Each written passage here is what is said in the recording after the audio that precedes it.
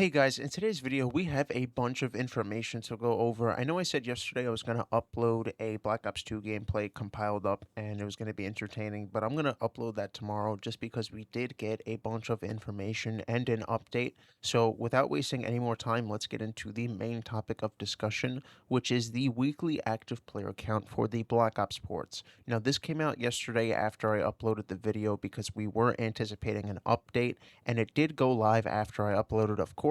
So Charlie Intel was tweeting throughout the day, and then all of a sudden he dropped the big bombshell, which is that the Call of Duty Black Ops port, specifically Black Ops 2, has 5.2 million players online, and the Black Ops port has 1.9 million players online, basically 2 million. So we have 7.25 million active weekly users on the Black Ops ports, and that is just outrageous. That's insane that I'm even saying that. In my original predictions, I thought it'd be maybe 500K each or maybe a million each. I completely underestimated the player size when it came to the ports, and now we know why they officially removed the player count from both games. And I said this in a tweet of mine. I said, if I'm an Activision shareholder and I see the games that are being budgeted around $600-700 million are not even competing with a simple port, that would piss me off. And think about this, right? Activision just released a port. That's not a very high maintenance thing. That's not a $700 million budget item, right?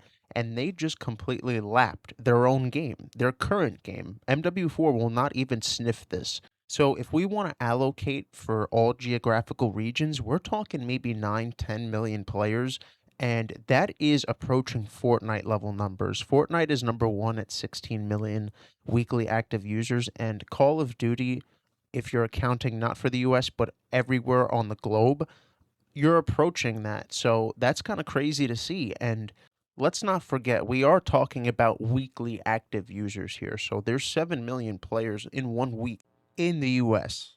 And this is basically Sony's version of concurrent players. Steam has the concurrent player data going for every game, but Sony did just put this out for the PlayStation, and it is a good indication of how the games are performing over time. I do think weekly active users is a good idea compared to the monthly active user charts, because those numbers can be severely inflated. And the perfect example I always give in my previous commentaries, every single time I talk about the COD player count way before this even broke, like we're talking about a year and a half ago to 2 years ago, I would always mention that the monthly active user chart is not the best way to measure a game's health. And the way it's performing, the best way to measure that is with concurrent player data, not with the monthly active user data. And the reason I say that is because monthly active users are presented to shareholders in quarterly earnings calls, and they're put in reports and things like that for the shareholders. So those are severely inflated. And the perfect example I could give you is the Call of Duty HQ monthly active user count. That would incorporate, Modern Warfare 2 and Modern Warfare 3 before those games were taken out of Call of Duty HQ, and the Black Ops games as well, and that includes all of the game modes, zombies, multiplayer, campaign. It's a shit show. I don't even know how that's allowed. So the problem is that they were artificially inflating their numbers for the shareholders, and then people would take that and post it on Twitter and then say, "Hey, look how good Call of Duty is doing." No, it's actually performing like shit. And the perfect example is two games, 7 million weekly users, and you're competing with Fortnite now for the number one spot if you allocate for the rest of the globe. Because if you have 7 million in the US, you're going to have odds are maybe 10 million around the world. So, really great to see. I completely underestimated how the ports would perform. That is phenomenal to see. And the only thing that we can hope now is that Activision actually takes this and runs with it. Now start porting over the MW series, bring over the original MW2 and MW3. It's cheap when it comes to labor. You don't have to break the bank, and you can keep releasing your microtransaction simulator for your overstimulated player base, and then you can give the unks and the OG and the classic players what they've wanted for so long. You can even port over World at War. We're past the point of, video games need to be politically correct and, everyone needs to have their space. That's not a thing. Bring over World at War. We can use some gruesome history back in video games. We need that gore. Excuse me for saying that, but World at War is not a pretty game. You know, you throw a grenade, you're going to see some limbs fly off in the campaign. So that is a game that needs to come back. World at War is more wishful thinking, but during the next release, whether it's Sledgehammer or during the next Black Ops, if you want to give people some Modern Warfare to hold them over, port over that series. That would be really good and great to see. You want to talk about millions of players coming back? MW2 would do numbers. We're talking about probably 7, 8 million alone just for that. So let's wait and see how Activision can capitalize on this. I know I'm talking about way into the future, so we'll cross that bridge once we get there. But I completely underestimated the player size. And the rest of the video is just going to be going over the updates that Call of Duty put out yesterday, and I didn't really go over it. I did put out a post, but I'm going to go over it in depth in the video right now, so let's put that up on screen. The first point in the update they released is that the host will prioritize PS5 now in matchmaking, and I've seen people say already this has made a drastic impact positively. They're noticing less lag, less delay when it actually comes to playing the game, which is good.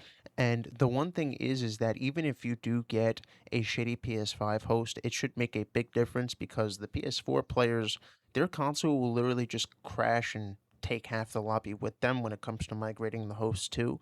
So that's a good thing to see. And even if you are still lagging on PS5, odds are that's because that host is still, downloading things on 20 Mbps, and there's nothing you could really do about that. That's just the way the game goes. And you will 3-bar occasionally, and you will experience that lag. But now it should be a little bit smoother overall. And then they mentioned some more protections around host migration. And then the other big thing is that they have made a update to Dead Zone. So I have seen people say this has also made a drastic impact already, especially on BO2. It feels a lot better, and it seems like they can keep tweaking it from here. So that is really good to see. And the reason why that is even better is because a lot of people were buying this like $280 controller that you can edit the Dead Zone settings in. Rather than buying that, now it seems like it might just feel better for your average controller. So that is phenomenal to see. People were actually going out and spending that money, which is, fine if you have the money to spend, but just to get the Dead Zone on the controller is kind of crazy. So that's good to see that they're mitigating that. Now, I did notice something very strange about Black Ops 1 sniping, and it also involves zombies. I've seen some videos going around of people playing, 𝙃𝘼𝐼𝐍𝐿𝐼𝐼𝐍𝐿, and they're sniping, and it seems like it's the post-patch version, but when you go to multiplayer, it's still the pre-patched version of sniping. That is just crazy, the fact that zombies got the post-patch. I don't know if that's 100% true, but from what I've seen, I think that's true. I have not played zombies on Black Ops 1 a lot, so correct me if I'm wrong, but I do believe there is a difference between the snipers in Black Ops 1 Zombies versus Black Ops 1 multiplayer. I'm not sure if that was intentional. I don't think it was. I think that was just simply overlooked by Iron Galaxy or somebody else. So if it was intentional, that's kind of crazy. But if it is fixable, they should be able to put post-patch snipers in multiplayer. That is something that needs to happen, especially because other snipers are unusable. The PSG, obviously, besides the snipers, it's got a bunch of problems, but it's good to see that they are trying to maintenance things and they are updating things, so it's a good first step. I like to see it. Let's keep seeing results, stay on top of things. Even when MW4 drops, this should be very clear that these are your money makers right now. These are your cash cows. So try and milk these for as long as possible. Don't leave these in the dust when MW4 drops, because that will be a big missed opportunity. You see, you have a lot of players right now.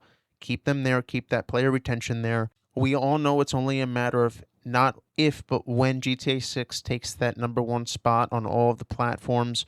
So you have a good footing in the door. You have a good first step. Keep your momentum, keep going, and see how you can compete with GTA 6 and go from there. Because I like to see the, potential with porting other classic games, like I said earlier in the video, MW2, MW3, even World at War. Like I said, World at War, more wishful thinking, but I'd like to see it. So let me know what you guys think down below.